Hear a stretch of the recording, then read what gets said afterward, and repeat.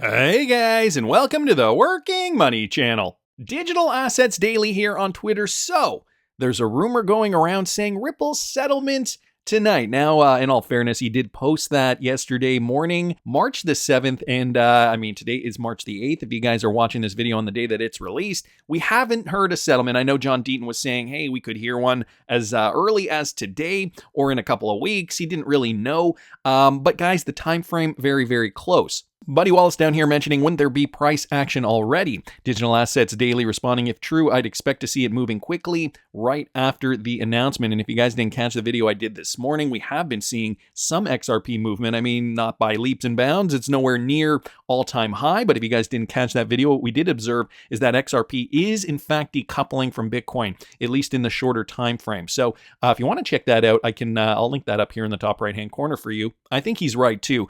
We are likely to see price action move very, very quickly once that has occurred. So don't know if your bags are packed yet, if you're content with your XRP stacks, or maybe you're like me and you're diversifying into other coins at this moment in time. Although I have been in the XRP community for quite a while and I did get a lot of my coins cost averaged down to about 17 cents. So I'm pretty happy with my stacks right now. I also did a video yesterday just kind of summarizing and highlighting some of the main points of the judge's verdict. And I know a lot of you guys just want to get down to brass tacks, just want the nuts and bolts. Well, I thought I'd bring this to your attention as well. This is Fred Rispoli responding to the summary. This is his summary on the expert witnesses from Judge Torres, which was very good for Ripple. So big takeaways here.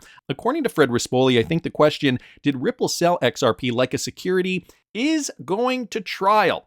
So note this, okay, that particular point in the case is going to trial, but there is a chance, about a 10% chance it does not. Judge Torres hints at 29. She is strongly considering the blue skies legal argument. The SEC took heavy losses and Ripple took minor losses. Then he goes on to Duty's causation opinion. We're struck at Ripple's experts are allowed to give unrebutted causation testimony on reasonable purchaser expectations. SEC does have little causation testimony allowing expert number 3, but Judge Torres even stated how Ripple can attack that. So it's looking like the SEC is getting weaker and weaker. He goes on to say SEC expert number 2 can't opine about the materiality of important disclosures by Ripple. Another blow, like Duty, expert number 4 cannot testify how his personal experience provides him with a sufficient basis for speculating about how others would behave. Expert number 5 also cannot give causation testimony. All in all, one of the major elements SEC must prove expectations of XRP purchasers was almost, but not 100% wiped out. Judge Torres is now giving a 50-50 legal question to Ripple. This is the result of the SEC overplaying its hand and litigating like entitled brats.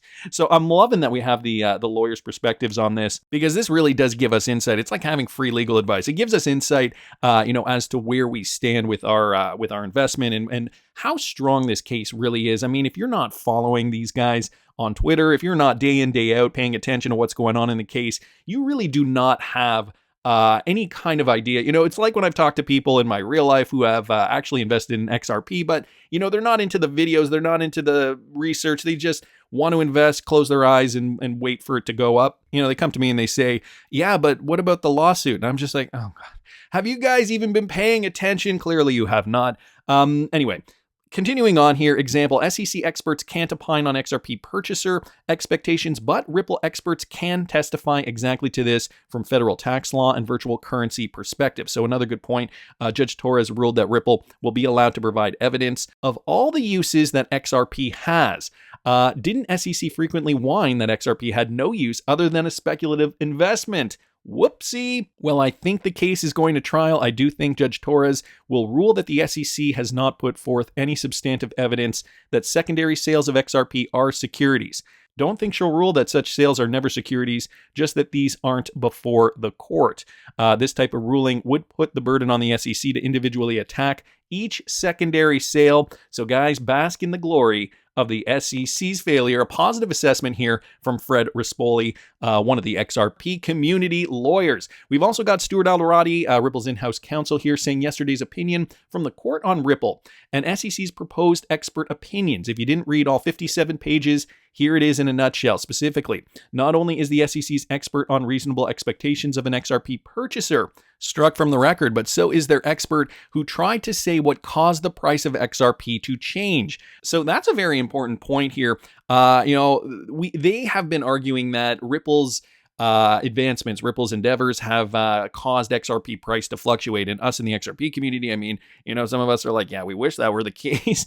But, we found time and time again, year after year, with every announcement, we really have not seen much movement. And so, the judge has also acknowledged that, and that has now been stricken from the record. He goes on to say, on the flip side, are experts that explain how Ripple's contracts clearly differ from those in Howey, tax treatment of XRP, not a security, accounting treatment of XRP, not a security, and current experts on XRP, not a security, are all allowed to stay in. As we have said throughout, we have always felt confident about our case, and with each ruling, even more so. So more positive sentiment here from Stuart Alderati, Ripple's in-house counsel. So just to keep you guys up to date on the case, Fred Rispoli, saying this is going to go to trial. And guys, I have uncovered another piece of evidence to suggest the same. And it's written plainly in a document, and I'm not sure how some in the XRP community have not caught this yet. Ashley Prosper here pointing this out, okay? So Charles Gasparino thinks the SEC will win against Ripple, not based on the facts, but based on the FTX fraud. This was another interesting point here. Charles Gasparino was on Fox Business last night. They had John Deaton on. Ashley goes on to say he appears to think Judge Torres will be politically swayed to hand Ripple a loss. I disagree. What happened to you, Charles? Jerry down here saying, you think Charles is being coached behind the scenes on what narrative to push. Ashley Prosper just does not know. FFX man here saying everybody is free to have their own opinion, but not their own facts. And Wheezy at Nerd Nation Unboxed saying, he doesn't believe in the ETHgate conspiracy, but he believes in the conspiracy that the judge will have her strings pulled by the administration. Reminds me of another Charlie. Things that make you go, Yeah, why the change of face when faced with one conspiracy theory versus another? It doesn't make sense. It really kind of doesn't add up. Anyway, I have the clip up here. It is a 5-minute clip, but I'm going to start it about 2 minutes in. I will link it in the description of the video, courtesy of Bull Run Wonka here on Twitter. But originally it was from Tim R614. Charles Gasparino and John Deaton on Fox Business. Listen to this.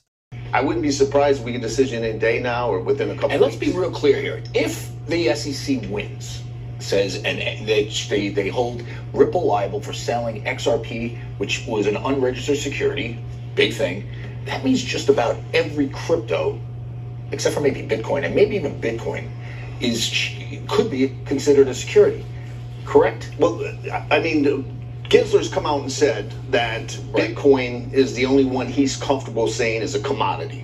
Right. So I think you can take Bitcoin off the table for that. Let's just say the SEC wins this, and a lot of people think they will, given what happened with Sam Bankman-Fried. It's going to be hard for a judge to basically side on in crypto's favor. Doesn't have a ripple effect through the industry in the sense that how does that make Coinbase? That means Coinbase. That means Binance. All brokered unregistered securities. Aren't they kind of on the hook? Well, it's going to be a huge precedential value if the SEC wins, because when you look at XRP, it was created in 2012. It was the third largest cryptocurrency in the world when the SEC sued Ripple. It was traded, Charlie Cheryl, for 7.5 years in the United States and around the world openly and fairly without any interaction from the SEC. And then the SEC comes in 7.5 years later, after it was declared convertible virtual currency by the FinCEN, right, and declared by FSOC as virtual currency, by the Government Accountability Office as a virtual currency utilized in a decentralized platform. After all of that, the SEC comes in after all those years. Okay, they still have a strong hand. If they win, that ripples throughout the industry. And that's what I was getting at. If XRP do you think they're going to win? No. I think the SEC is going to lose, but that doesn't mean Ripple's going to get an outright win either. But I think the SEC is going to lose at summary judgment because of the theory that they went with. Charlie, normally when you go after a promoter, you say, well, on this particular day, you made an unregistered securities offering or sell. And that particular transaction was a security, an investment contract. And now they're saying that all sales of XRP, the token itself is a security. I think they're, and that's the problem. See, John, this is why all eyes are on this case. By the way, and why Twitter blows up every time you come on the show. Just to point out, guys. Yes, I think the SEC is going to win. And I'll tell you, it's going to be a bad day for crypto if they win. Okay, right. we're going to get that dinner on that? Steak. Steak, you got it. Can I come? John Deaton, good to see you again. Thank you. Interesting how Charles Gasparino has a very definitive opinion on this. The fact that he thinks the SEC is going to lose, the SEC is going to win. And he really did make a point earlier on to talk about Sam Bankman-Fried and that whole debacle gives the SEC some ammo. I mean, some of us were already assuming that the FTX collapse was pre-orchestrated and that, it's giving Congress, it's giving government, it's giving everybody a reason to look and point and be like, look there. See, we have to regulate crypto. We have to regulate the heck out of this thing. This is the only way we're going to get meaningful regulation. I don't know, though. John Deaton even saying, some of this is going to go to trial. Brad Garlinghouse even chiming in on this week's activity. It's only Tuesday, posted yesterday, but shaping up to be not such a great week for the SEC because of the Voyager and Grayscale ruling. Now, again, if you guys didn't catch this morning's video, I urge you to watch that. We did talk a little bit about the decoupling and, how XRP is now moving upward compared to Bitcoin. And some of these issues were discussed. The SEC obviously not having a great time. We've also got Jerome Powell here, the chair of the Federal Reserve, also made some bold statements courtesy of Ripple XRP 589 here on Twitter. Listen to this. Asking about the risk posed by crypto assets, stablecoin, the Fed, and other regulated possibilities. How's the Fed evaluating the risks of crypto-related activities by your supervised institutions?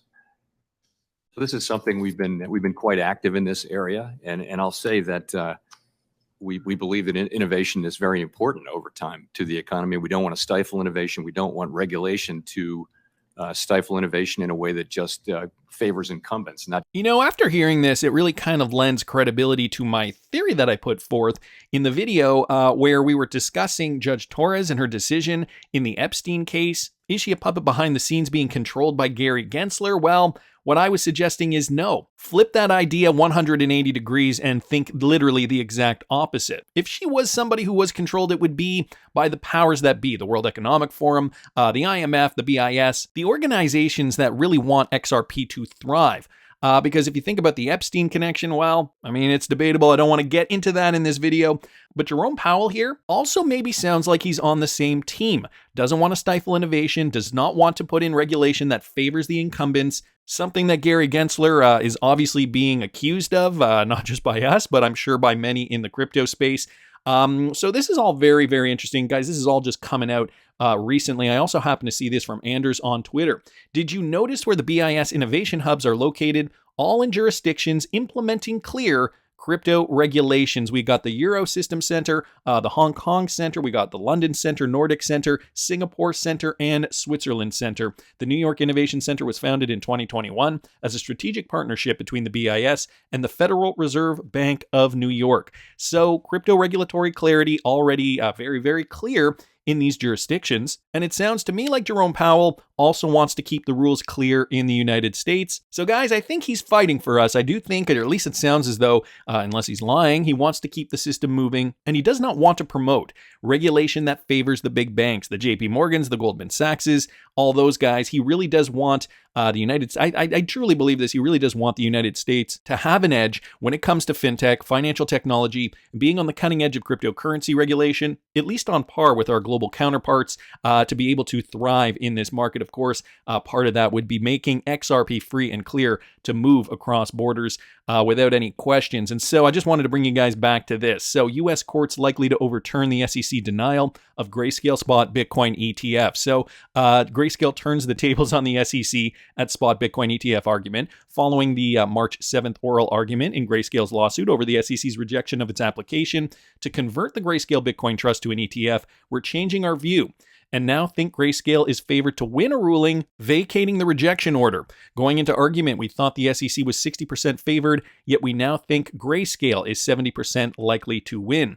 And so we expect a final ruling in quarter 2 or quarter 3. So this is an analyst here, Elliot Stein. BI senior litigation analyst throwing his hat into the ring, giving a prediction. Of course, guys, a lot of this is going to stem from XRP clarity, I think. I think since it's such a big case, it really is going to play a huge part into how crypto does in fact get regulated in the future months. And now, I never thought I'd be saying this, but guys, it is months now. It's no longer years. We were always hoping that by 2021 we'd see regulation, or 2022 we'd see regulation. No, now it's 2023 and it is months away. And it's all kind of happening in tandem. And I feel like it's almost been planned this way, to get the grayscale stuff out of the way, right? To have all these collapses to weaken people's confidence in cryptocurrency with FTX and Terra Luna and whatever else, Celsius, and, all those other cascading effects that have really decimated the market. These guys, the powers that be, trying to plan this properly so that they can essentially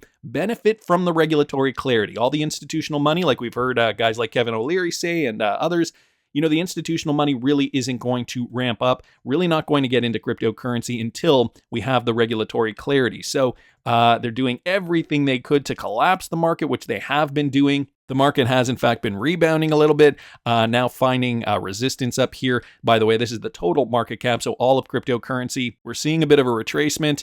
But guys, at the end of the day, it's going to be the regulatory clarity that is really going to get institutional money in. So, I wouldn't be surprised if we even saw more doom and gloom before we saw, an uptick. Of course, retracing, obviously not out of the question. We've seen Bitcoin retrace to new lows numerous times in the past when we thought we were already in a bull market.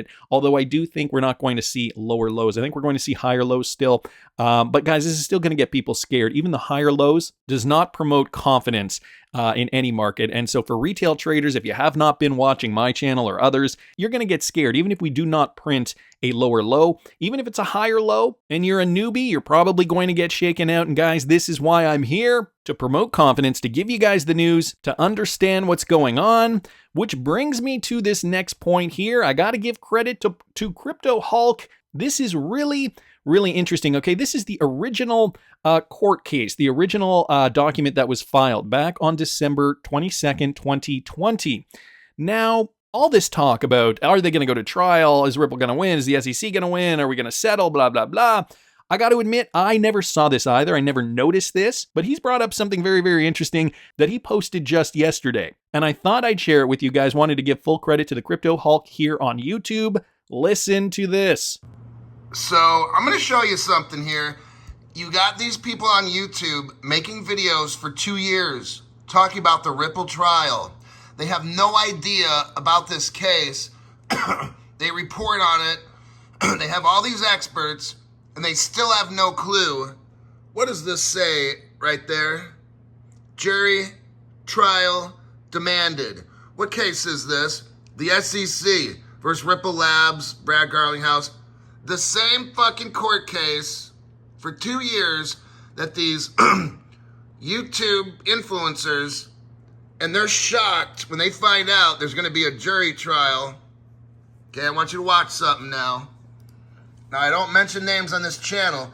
This guy has been reporting on the trial for 2 years, has all the experts and everything, and he's shocked when he thinks it's going to trial. Listen, I just showed you on the court paper, from day one, this was set up for a court trial. This guy has no idea. Listen. However, all have been recognized to be reliable in their respective fields. Each can offer to the court and jury relevant information. And I saw that and said, jury? We going to trial? This is... Really? You've been reporting on this for 2 years. You're shocked right now. Are we going to trial?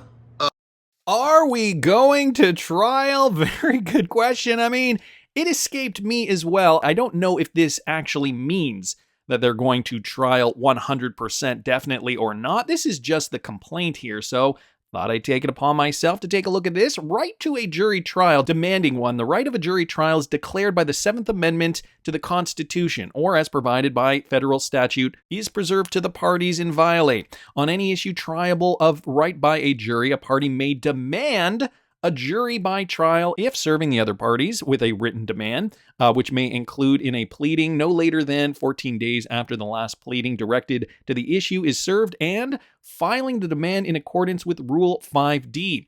So specifying issues in its demand, a party may specify the issues that it wishes to have tried by a jury. So you would have to make very, very clear which issues those were. Otherwise, it is considered to have demanded a jury trial on all the issues so triable. If the party has demanded a jury trial on only some issues, any other party may, within 14 days after being served with the demand or within a shorter time ordered by the court, serve a demand for a jury trial on any other or all factual issues triable by jury. So guys, it does sound as though that the SEC in fact could demand a jury trial. I mean, at this point, I don't know why they would. It was initially listed in the document, the original document. And if we just again go back up here, guys, this was the original filed document, December 22nd, 2020, when the court case was initially announced. So do you think the SEC has planned this all along? Maybe one last ditch effort to have a jury decide if they knew they weren't going to win, if they knew their court case was not strong enough. Again, thanks so much to the Crypto Hulk here for bringing this to our attention. I don't know, guys. I don't know what to think. I mean, John Deaton and Fred Rispoli have already said that they do think that certain aspects of this case are definitely going to go to trial anyway. That's just my opinion, but I want to hear what you guys think. Please subscribe to the channel if you haven't already.